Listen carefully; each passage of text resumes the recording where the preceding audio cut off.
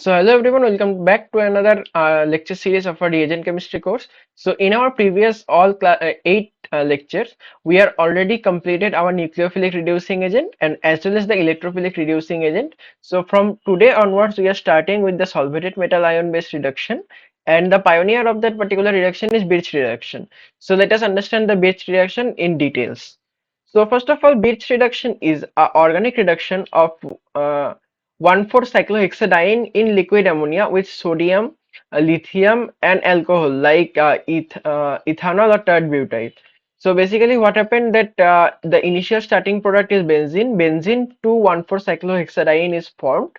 That is the reduction in presence of liquid ammonia with the metal is sodium and lithium, and as a solvent like ethanol or tert-butyrate, and it is a regioselective reaction, and the regioselectivity is depend on the nature of substituent in the aromatic compound. Like if a aromatic compound contains a substituent which having the electron donating nature, then the double bond regioselectivity is a little bit difference, and if the substituent are the electron withdrawing in nature, then the double bond regioselectivity is changed, and it is a radical based reaction, and the reaction proceed via single electron transfer mechanism.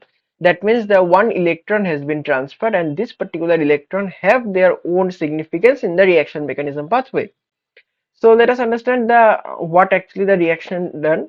So basically this is our aromatic compound, and where the R group is a substituent and the metal is the lithium or sodium. Mainly sodium has been used in the Birch reduction, and also the ammonia, liquid ammonia, and this particular liquid ammonia have their own role in the mechanistic pathway, and the solvent is ether.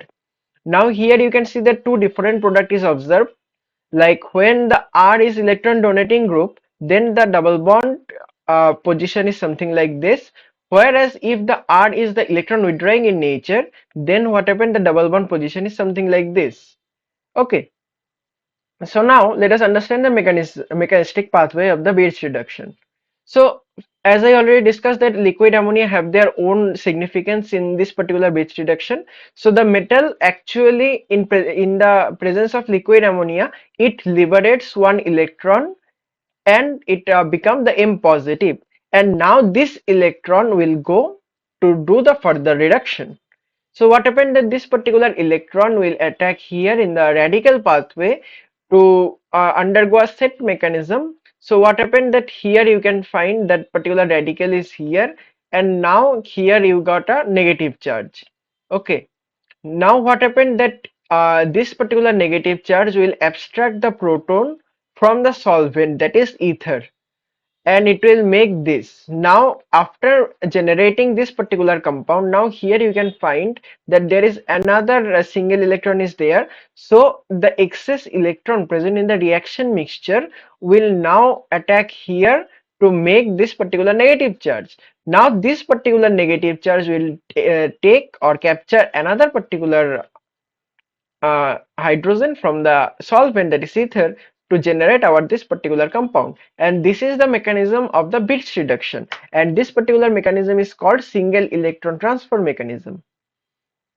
Now as I already discussed the regioselectivity, like here it is your compound, and when the in Birch reduction condition, when the R group is the electron donating group, then this type of double bond has been observed, and whereas the R is electron withdrawing group, then this orientation of double bond is observed. Now what should be the electron donating group and what should be the electron withdrawing group? Just remember for the exam point of view that if this particular R is either acid or CONH2, then you can say that this particular is the major product, this particular orientation of double bond, whereas the rest any group present in this particular substituent part, then this type of orientation of double bond has been observed. So what should be the electron donating group? That OH, OR, NR2, SR, PR2, alkyl, CH2, OR, CH2, OH, CHOC, esters, all the present in the electron donating group. Whereas the electron withdrawing group contains only two. So whenever you are preparing for the examination purpose, so you can just remember these two as the electron withdrawing group. So rest all are present in the electron donating group. However, there is a one exceptional case is there that I want to discuss here. that is in the next slide obviously, and it is a regioselective reaction that I already discussed. Okay, so now let us talking about some example, and after that I will show the exception of this particular rule. Okay, so first let us call the substituent effect. Now if your a particular aromatic compound contains both electron donating group but in the anti position, so what happened that this type of a double bond has been observed. Now here if this particular electron donating group not present, then it also satisfy the previous slide, as well as for this particular electron donating group also it will satisfy the bond orientation. So this is the final product. However, if one group is your electron withdrawing group and the anti-position group is electron donating group, then always remember that electron withdrawing group will get more priority in terms of regioselectivity. That means that irrespective of the electron donating group present here, the bond orientation should be like this, which is follow the electron withdrawing group. And here it is written that influence of electron withdrawing group is more than electron donating group in this particular Birch reduction. Now here, if your electron withdrawing group and electron donating group are meta to each other, then what happened that after doing electron withdrawing group configuration, or we can say regioselectivity of double bond, you can find that electron donating group also satisfy the particular structure, because both the cases the structure is same. Okay, now let us talk about the nap naphthalene type of compound. Like this is also an aromatic region. Now if your naphthalene also, this is a nothing but a fused benzene ring, then if one of the ring is the contains the electron donating group and one of the ring contains electron withdrawing group, then always remember that by using Birch reduction, electron deficient ring always reduction takes place over electron rich ring.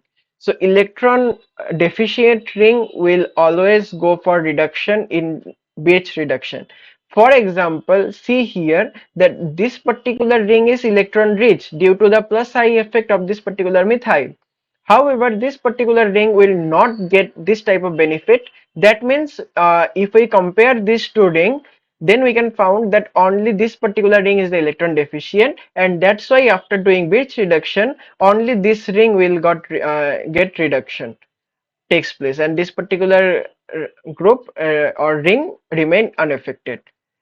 An important exception that I already discussed in the regioselective slide, that if your compound or the group that contains NME2, that is considered as an electron donating group.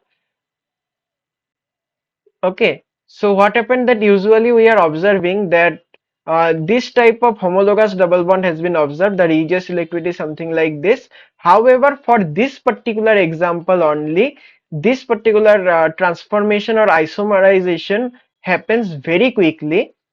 That's why actually, and this is due to the because of this particular lone pair donation, and that's why actually we observe this particular structure. So I just simply clear here, and you can find, and we got this particular structure as a major. So it is a important exception over other Birch reductions. Now let us talking about the reductive alkylation of Birch reduction. So this is the extended part of the Birch reduction, where what happened that after doing Birch reduction, if we don't put solvent and if we put any kind of alkyl group or alkyl halide group, so it got a reductive alkylation. So the mechanism is simple, like initially this particular negative charge is generated, and now this particular negative charge is stable due to the presence of electron withdrawing group, and that's why actually in presence of an alkyl halide, this particular negative charge will attack to remove the halogen bond to get this type of compound, and this is called the reductive alkylation. Okay, and here you can find in this particular example, now the negative charge always stable when it get adjacent electron withdrawing group. Now this is a electron donating group, but this particular CONH2, this is the amide, this is a electron withdrawing group, and since it is a electron withdrawing group, this particular negative charge is stable here, and that means the alkylation takes place on this particular site. And here you can find the stereochemistry, because this particular is present in the lower side of the paper, or we can say that away from the observer. So what happened that this particular stereochemistry will be the above to the paper, or we can say that near to the observer. Okay, and here it is an important line is written that when negative charge are stable, then alkyl addition takes place. Now alkene reduction, this is the very important, like when we treat a alkene, there's a triple bond with Birch reduction condition, then Birch reduction always gives the trans alkene, and this is the stereoselective in nature, and this might become in the questions. Okay. And ketone reduction is also done by a similar fashion, where this particular electron will attack from the top side to make this particular ketone is the lower end to generate this particular compound. Okay, and also let us talk about the alpha beta unsaturation compounds. So in case of alpha beta unsaturation compound, Birch reduction is usually show 1,4 addition.